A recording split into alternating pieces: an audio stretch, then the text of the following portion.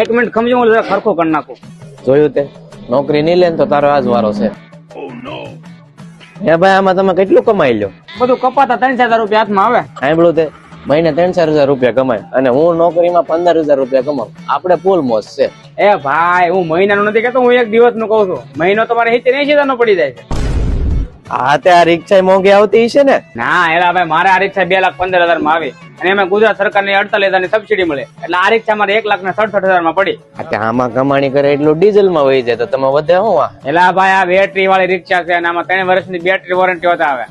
એટલે નોકરી લે તું 4 મહિને કમાય ને તો 1 મહિનામાં કમાય દો. આને યાર રો તો મને ભૂખ ભેળો કરે.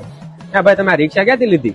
આ રિક્ષા મેં લીધી રામેશ્વર સેલ્ફ એજન્સી માંથી. ઈ ક્યાં આવ્યું વળી? હું એનો તમને કોન્ટેક્ટ નંબર આપું, એમાં તમારે વધારે માહિતી હોય ને તો એને કોલ કરજો. અને તમારે રૂબરૂ મુલાકાત કરવી હોય તો તળાજા ભાવનગર હાઈવે ઉપર ઉધેર ચોકડી નજીક જ એનો શોરૂમ આવેલો છે. અને હવે હાલો, મારા મોડ થાય, મારે દાવાનું બહાર કામ.